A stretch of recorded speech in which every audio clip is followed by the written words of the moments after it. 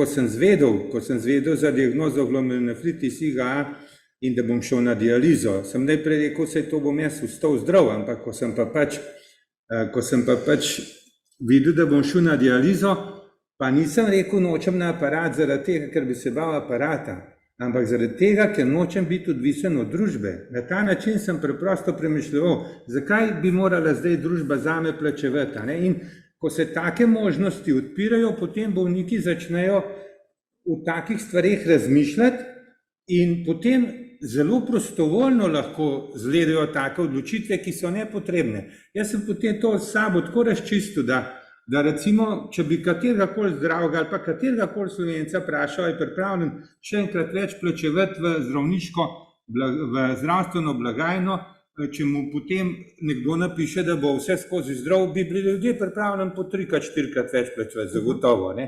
To se pravi, če že vse to tudi imamo, ne gre za to, da ne bi za svoje zdravje skrbeli, ali pa da zdaj vse nas bodo vedno zdravljali. Gre preprosto za to, da te včasih nekaj doleti, to je recimo ali prirojeno, ali je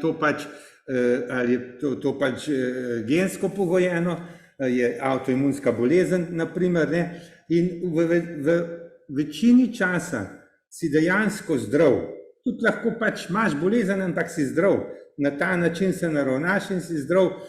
Če ti bi pa skozi nekdo tam zadaj upominjal, pa dejal te možnosti, pa vprašanje, ne, na kakšen način bi se to razpletlo. Ker jaz najprej nisem imel niti ne tako odkloniranega stališča, ker prvič obveščen sem bil, da se s tem ukvarja stroka, pa sem bil potem obveščen, da morda ni čisto tako.